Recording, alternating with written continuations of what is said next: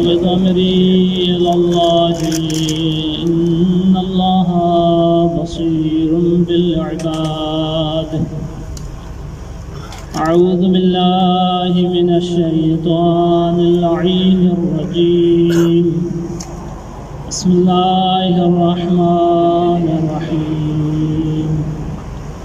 الحمد لله رب العالمين. الحمد لله الذي سمك السماء. الحمد لله الذي ندب عباده إلى الدعاء. والصلاة والسلام على من قدمه في الاستفعان أبا القاسم محمد المصطفى. اللهم صل على محمد وآل محمد. والصلاة والسلام على آله الطيبين الطاهرين المعصومين المظلومين. مصابيح الدجى سيما على قائمهم خاتم الأوصياء. اللهم صل على محمد وآل محمد. ولعنة الله على أعدائهم أجمعين. أما بعد فقد قال الله تبارك وتعالى في كتابه المجيد. أعوذ بالله من الشيطان الرجيم. بسم الله الرحمن الرحيم. ألم تر كيف ضرب الله مثلا كلمة طيبة كشجرة طيبة أصلها ثابت وفرعها في السماء. محمد وعلى محمد صلوات. اللهم صل على محمد وآل محمد وعجل. نعرہ تکبیر، اللہ اکبر. نعرہ رسالت، یا رسول اللہ. نعرہ حیدری. امیر المومنین علیہ السلام کے جوار میں ہیں اور آوازیں اتنی بلند ہونی چاہیے کہ امیر المومنین تک صدا پہنچے. نعرہ حیدری، حسینیت، زندہ باد. حسینیت، زندہ باد. یزیدیت، مردہ باد. یزیدیت. مردہ باد. اہل بیت کے تمام دشمنوں پر لعنت. بے پر شمار. محمد وآل محمد صلوات. اللهم صل على محمد وآل محمد. دعا ہے خداوند قدوس آپ تمام احباب کا فاشدہ پر آنا، ذکر محمد و آل محمد کو سننا اور بند حقیر کا ذکر کرنا اپنی بارگاہ میں قبول فرمائے. خاص طور پر دعا ہے سخن سندھ چینل کے تمام احباب کے لیے کہ اللہ تعالیٰ ان کی توفیقات میں اضافہ فرمائے اور ان کی خدمات کو قبول فرمائے. وارث خون سید شہداء امام زمانہ اجل اللہ فرج شریف کے حضور میں تعجیل فرمائے. جو بھی جہاں بھی مومنین مومنات بیمار ہیں یا حاضرین میں سے ہمیں کسی بھی مریض کی التماس دعا ہے تمام کی شفا یابی کے لیے، حاجت مندوں کے حاجت روائی کے لیے، نیک مقصد مقاصد میں کامیابی کے لیے، جو مومنین مومنات جہاں کہیں بھی زیارات یا طباعت عالیہ کے خواہش مند ہیں، جو بھی رکاوٹیں ہیں سب دور ہونے کے لیے پر محمد و آل محمد صلوات. اللهم صل على محمد وآل محمد وعجل. یقیناً امیر المومنین علیہ السلام کے جوار نجف اشرف سے ناظرین کی خدمت میں اور سامعین کی خدمت میں حاضر ہیں. ماشاءاللہ. دل یہی چاہتی ہے کہ ابتدا امیر المومنین علیہ السلام کی فضیلت سے کریں. کائنات کے رسول نے فرمایا سباق الامم ثلاثۃ صاحب آل یاسین، مومن آل فرعون، علی ابن ابی طالب. کائنات کے رسول نے فرمایا تمام امتوں میں سے سب سے سبقت کرنے والے 3 مومن ہیں. پہلا مومن صاحب آل یاسین جس کا نام حبیب نجار ملتا ہے، دوسرا مومن آل فرعون، تیسرا امیر المومنین علیہ السلام کائنات کے رسول نے آگے بڑھ کر یہ کہا ولیکن افضلہم علیہ، لیکن ان سے افضل ترین جو ہے وہ امیر المومنین علی ابن ابی طالب ہے۔ صلوات پڑھیں محمد و اللہم صلی علی محمد و آل محمد۔ یقیناً یہ ایک ایسا ذکر ہے کہ میں تو یہی کہتا رہتا ہوں کہ فرش والوں سے زیادہ عرش والے انتظار میں ہوتے ہیں کہ یہ ذکر کہاں ہو رہا ہے، ہم حاضر دے کر آئے۔ اور یقیناً یہ ہماری خوش نصیبی ہے کہ فرش والوں کے میزبان ہم ہیں اور وہ ہمارے مہمان ہیں، عرش والوں کے فرش والے میزبان ہیں۔ اور اس سے بڑھ کر سعادت مندی محمد و آل محمد کے ماننے والوں کو کیا ہو سکتی ہے؟ پر محمد و آل محمد صلوات۔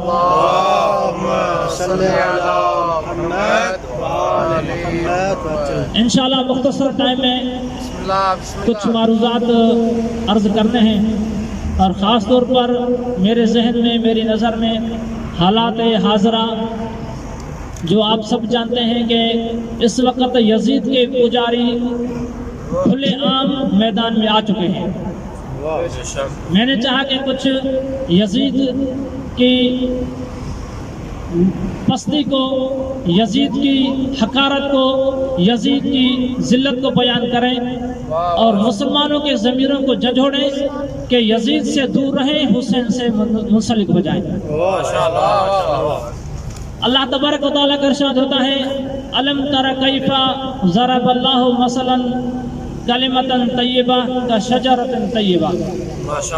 اللہ تبارک و تعالیٰ مثال پیش کرتا ہے کلمہ طیبہ کی، اور اس کی تشبیہ دے رہے ہیں شجرہ طیبہ سے۔ پہلے ہم دیکھتے ہیں کہ کلمہ طیبہ کیا ہے۔ مفسرین نے کلمہ طیبہ کی متعدد معنی بتائی ہے۔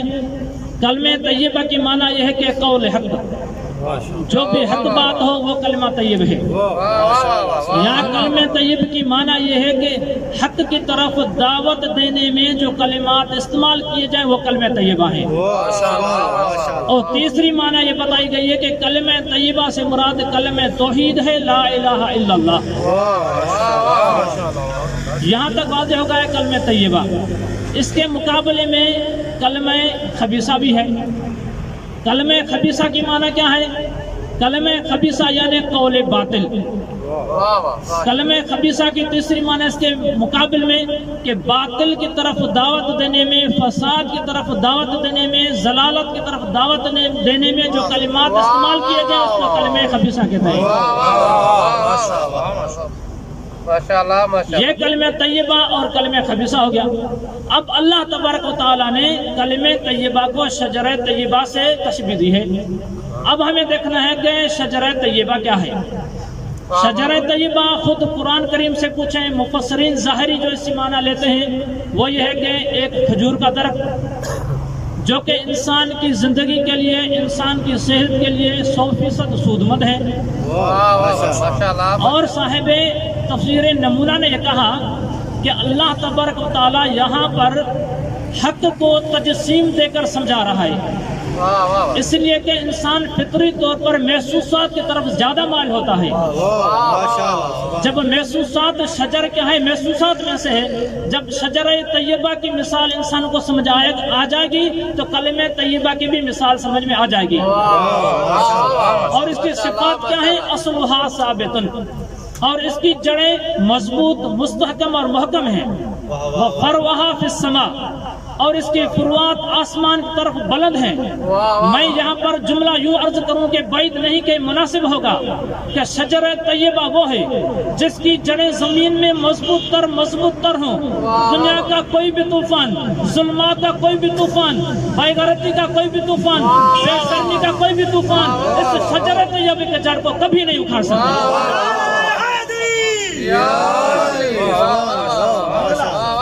اور شجر طیبہ وہ ہے جس کی آسمان کی طرف مرتفع ہے، یعنی یوں کہوں کہ شجر طیبہ ایک ایسا بلندیوں والا شجر ہے کہ کائنات کی کوئی بھی بلندی شجر کی بلندی کو نہیں پہنچ سکتی۔ صلوات پڑھیں محمد و آل محمد۔ اللہم صلی علی محمد و آل محمد۔ اب یہ ہو گئی ظاہری تفسیر۔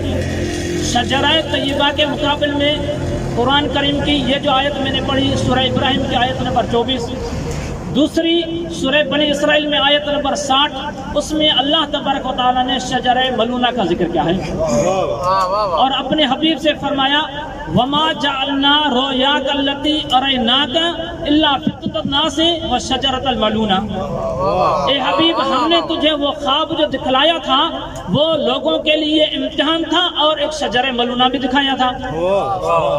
اب ہم دیکھتے ہیں کہ شجر ملونہ کیا ہے۔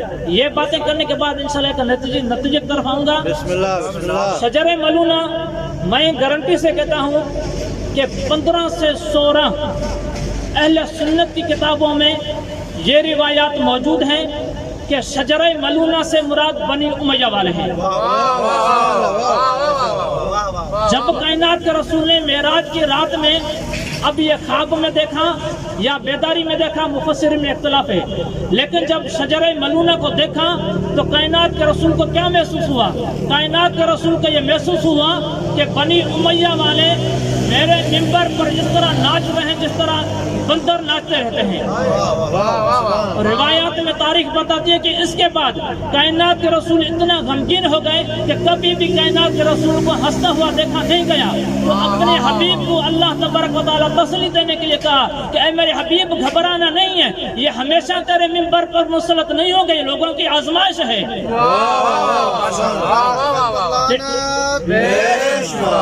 محمد و آل محمد صلوات اللہم صلی علی محمد و آل محمد۔ ماشاءاللہ۔ لعنت کا سبب بتا دوں کہ امام رضا علیہ السلام جو مشہور معروف ابن شبیب سے مولا مخاطب ہوئے ہیں، اس میں ایک جملہ مولا نے فرمایا یا ابن شبیب ان سرک ان تسکن فی الغرفۃ المبینہ فی الجنت مع النبی و آلہ فلانت طلت الحسین۔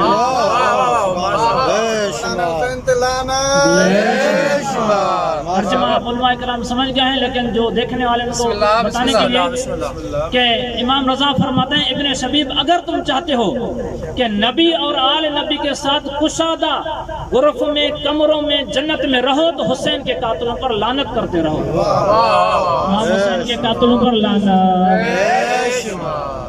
شجر ملونہ بنی امیہ ہے۔ اب دیکھتے ہیں کہ ایک ہے شجر طیبہ اور ایک ہے شجر ملونہ۔ تاریخ یہ بتاتی ہے امام محمد باقر علیہ السلام سے پوچھا گیا کہ مولا شجر طیبہ سے مراد کیا ہے؟ امام علیہ السلام نے آپ جانتے ہیں کہ قرآن کی ظاہری تفسیر بھی ہوتی ہے، باطنی تفسیر بھی ہوتی ہے۔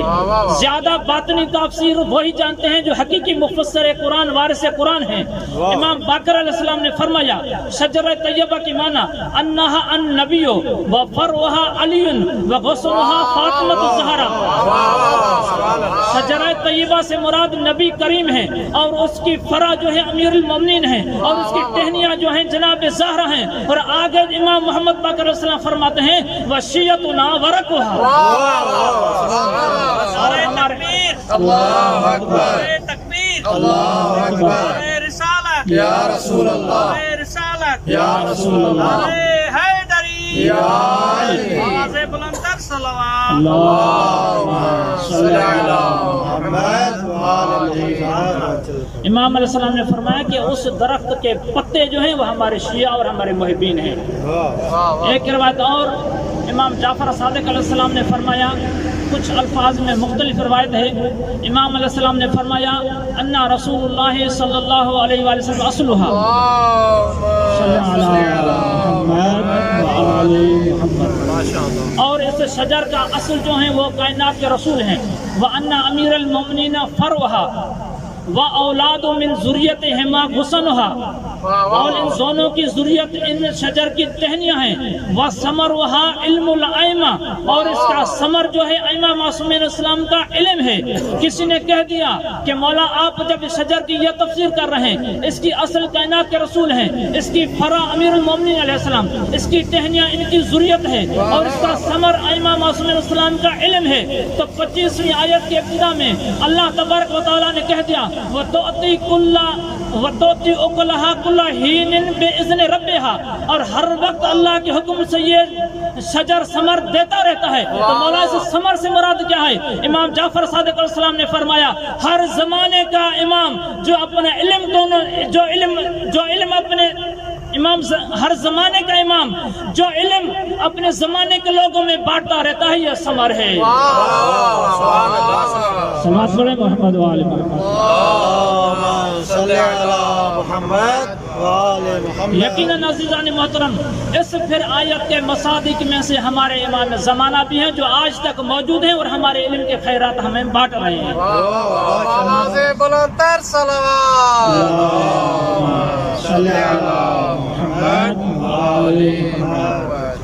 یہ ہو گیا شجر طیبہ کی تفسیر۔ شجر ملونہ کی تفسیر بھی ہو گئی۔ شجر طیبہ کے مصادیق میں سے ایک مصداق سید الشہداء علیہ السلام کی ذات ہے، اور شجر خبیثہ کے مصادیق میں سے ایک مصداق یزید ہے۔ اور اب میں یزید کی کچھ پستیاں بتاؤں کہ یزید شجر ملونہ کا ایک ایسا فرد ہے جو شرابی بھی تھا، جو زانی بھی تھا، جو جفاکار بھی تھا، جو جواری بھی تھا، جو دین کو بنی ہاشم کا کھیل سمجھ رہا تھا، جو وحی کا انکار کر رہا تھا۔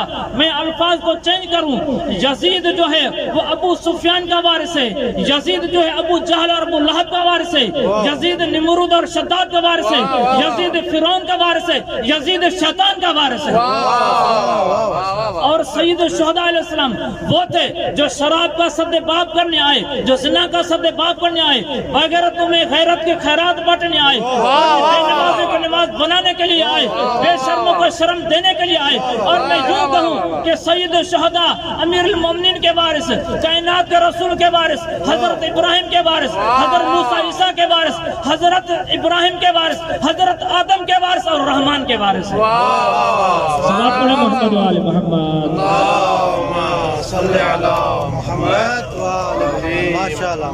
اب یہ شجر طیبہ اور شجر ملونہ، سید الشہداء شجر طیبہ سے اور یزید شجر ملونہ سے، میں یہاں پر یہ کہنے کے حق میں ہوں کہ رسول خدا کی امت میں کچھ ایسے لوگ ناسبی اور خارجی مزاج کے داخل ہو گئے ہیں جو آج بھی شجر ملونہ کی تاریخ بیان کر رہے ہیں، اس لیے کہ وہ جب شجر ملونہ کو چھوڑ دیتے ہیں تو یہ شجر ملونہ جو ہے اوپر تک بھی شجر ملونہ ہے اور نیچے تک بھی شجر ملونہ ہے، تو ان کو پھر اوپر کے کچھ افراد کو رد نہیں کرنا چاہتے، اس وجہ سے شجر ملونہ کی کچھ تعریف اور توصیف بیان کر رہے ہیں۔ یزید پر لانا اور محمد و آل محمد صلوات صلی علی محمد وآل محمد اللہم صلی علی محمد وآل محمد ماشاءاللہ۔ اور ایک گارنٹی سے عرض کرتا ہوں کہ 20 سے 22 اہل سنت کی کتابوں میں 20 سے 22 علماء اہل سنت جو کبار میں شمار ہوتے ہیں وہ یزید کے بارے میں مذمت بیان کرتے ہیں، اور یہاں تک کہ کچھ لوگوں نے تو یہ بھی یقین کر لیا کہ یزید کافر تھا، مسلمان تھا ہی نہیں، اور انہوں نے جو الفاظ استعمال کیے یزید کے لیے، فاجر بھی ہے، فاسق بھی ہے، شرابی بھی ہے، زانی بھی ہے، بد کردار بھی ہے، بے حیا بھی ہے، بے شرم بھی ہے، بے غیرت بھی ہے، اور اسلام کا دشمن ہے، عیسائیت کا پرچار کرنے والا ہے۔ اور روایات یہاں تک بتاتی ہیں کہ کائنات کے رسول اس ملعون کا ذکر کر گئے تھے، اس ملعون کی مذمت کر گئے تھے۔ اہل سنت کی کتابوں میں جس طرح مسند احمد کی کتاب میں، تفسیر قرطبی میں، تفسیر در منصور میں اور 7 کتابیں ہیں، اور انہوں نے ایک روایت نقل کی ہے۔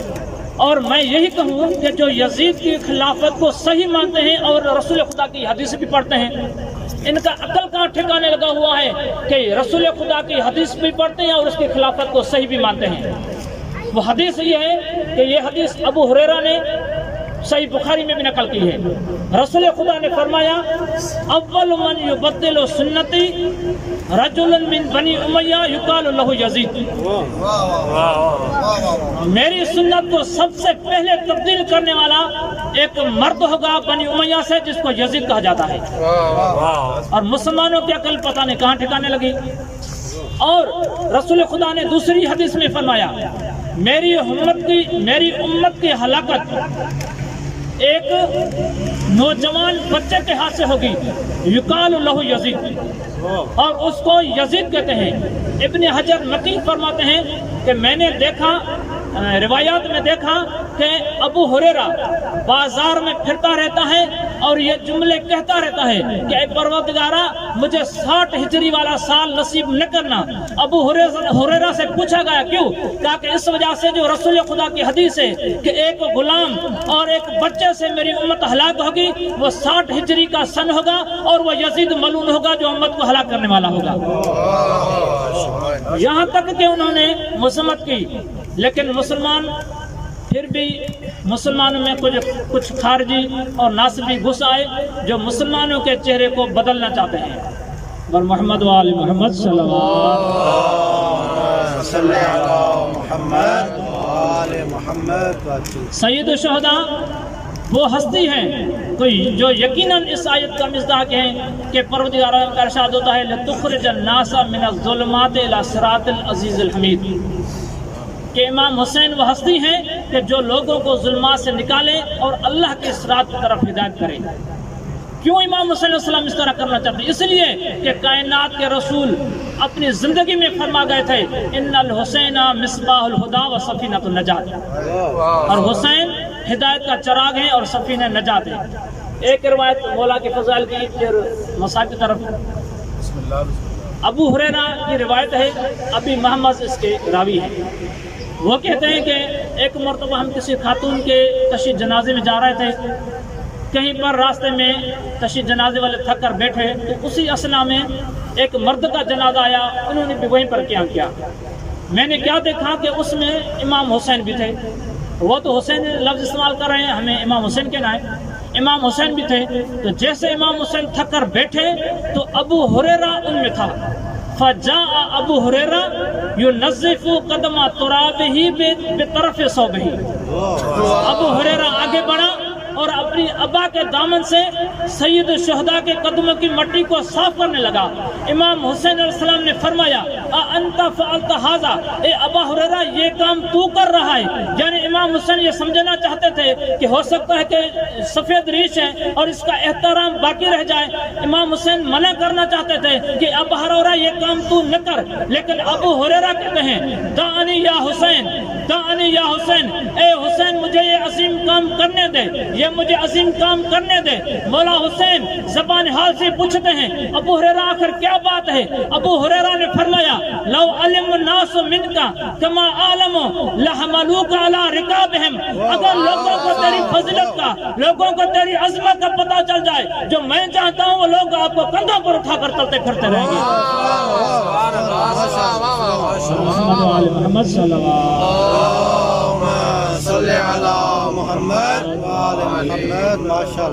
یقیناً انہی عظمتوں کے حسین کو بنی امیہ کے کارندوں نے ہی شجرہ ملونہ کے مصداقوں نے شجرہ طیبہ کو کاٹنے کی کوشش کی، لیکن یہ یاد رکھنا چاہیے ظاہری طور پر تو سید الشہداء کے وجود کو ہٹایا گیا، لیکن حقیقت میں اثرات کو دیکھا جاتا ہے اور سید الشہداء کے انقلاب کے اثرات آج بھی باقی ہیں۔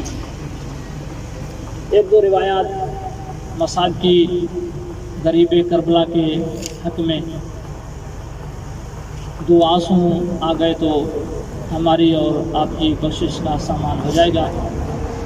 کائنات کے رسول نے فرمایا یا فاطمہ تو کل عین باقیۃ یوم القیامت الا عین بکت علی الحسین، اے میری بیٹی فاطمہ ہر آنکھ قیامت کے دن روئے گی مگر وہ آنکھ جو میرے فرزند حسین پر روئی ہے وہ خوش ہوگی اور جنت کی نعمت سے مالا مال ہوگی۔ ایک سید الشہداء کے ساربان ہیں. یہ روایت از مدینہ تا مدینہ کتاب میں اور مصائب آل محمد میں، اور انہوں نے منتخب کرہی اور بحر الانوار سے نقل کی ہے. روایت دو راویوں سے ہے. ایک مرتبہ روایت کرنے والا امام سجاد علیہ السلام کے خاص صحابی سعید بن مسیب ہیں، اور ایک مرتبہ روایت کرنے والے جابر بن عبداللہ انصاری. جابر بن عبداللہ انصاری کہتے ہیں کہ ایک مرتبہ میں مدینے میں تھا کہ کچھ لوگ میرے طرف بھاگتے ہوئے آئے اور ڈرے ڈرے ہوئے تھے، اور میں نے ان سے پوچھا کہ کیا ہوا ہے. انہوں نے کہا کہ اے اللہ کے رسول کے صحابی، ہم نے ایک ایسا شخص دیکھا ہے جس کا چہرہ رات کی تاریکی سے زیادہ سیاہ ہے، اور جس کے بالوں میں آگ لگی ہوئی ہے، اور اتنا خوفناک ہے کہ ہر دیکھنے والا اس سے ڈر رہا ہے. تو عزاداران سید الشہداء جابر بن عبداللہ انصاری زارو قطع رونے لگے. جابر کو اپنے علم میں سے علم تھا کہ ہو سکتا ہے کہ یہ ان ملعونوں میں سے ہو جو کربلا کے میدان میں ظلم کر چکے ہیں.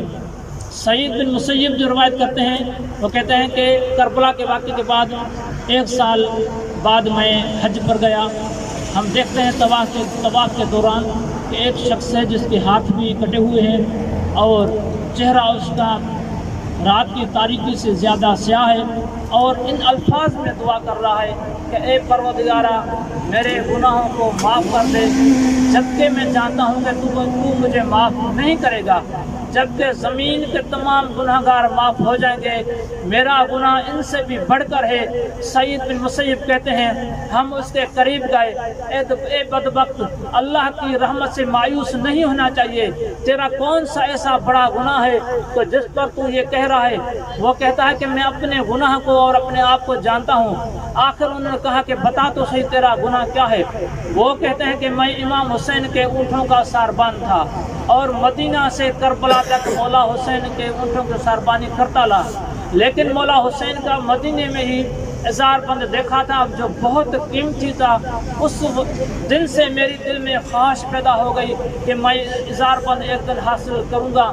لیکن جب ہم کربلا پہنچے اور سید الشہداء نے مجھے بلایا اور کہا کہ اے فلاں، اب تیرا سفر ختم ہو گیا، اب ہمارا سفر ہے اور ہمارے ساتھ تو نہیں چل سکتا، اب تو اپنے بچوں کی طرف لوٹ جا. اب امام سے اس نے ہدیہ بھی وصول کیا، اور فرماتے ہیں کہ مجھ سے جو تعین تھا اس سے زیادہ امام نے ہدیہ دیا، اور امام نے کہا کہ اب یہاں سے فوراً چلے جاؤ، ہو سکتا ہے کہ کسی مشکل میں پڑ جاؤ. لیکن عزیزو، وہ کہتا ہے کہ میں کربلا کے میدان سے نکلا ہی تھا، اچانک میرے ذہن میں وہی خیال آ گیا کہ امام کا ازار بند تو حاصل نہیں کر سکا، لیکن اس شیطانیت نے مجھے واپس کر دیا. میں عاشور کے دن سارا دن صحرا سے دور چھپا بیٹھا تھا. جیسے ہی 11 کی رات ہوئی میں کربلا کے میدان میں آ گیا. لاشوں میں دیکھتا دیکھتا سید الشہداء کی لاش کو پہچان لیا، اگرچہ بے سر تھی، اور میں امام کی لاش کے اوپر بیٹھا اور امام علیہ السلام کے ازار بند میں ہاتھ ڈالا. جیسے ہی ازار بند کو کھولنا چاہا، سید الشہداء کا دایاں ہاتھ اٹھا اور اس جگہ پر اس طرح مضبوطی سے آیا کہ میں اس کو چھڑا نہیں سکا. میں نیچے اتر کر ایک کند شمشیر ڈھونڈی اور امام کے ہاتھ کو قطع کر دیا. عظم اللہ لکم اجر. ہاں عزاداران سید الشہداء، جب امام کا دایاں ہاتھ میں نے قطع کر دیا تو پھر امام کے ازار بند کو کھولنے کی کوشش کی. امام کا بایاں ہاتھ اسی جگہ پر آیا، پھر امام کے بائیں ہاتھ کو بھی قطع کیا. ہاں عزیزو، وہ ملعون کہتا ہے کہ اب میں ازار بند کھولنے پر ہوں کہ اچانک میدان کربلا میں آندھی آ گئی، تیز ترین طوفان آ گیا، زمین میں زلزلہ آ گیا. کیا دیکھتا ہوں، میں ڈر گیا. کچھ نورانی شخصیات ہیں، ملائکوں کا ارد گرد ہجوم ہے، زاروں قطار رو رہے ہیں.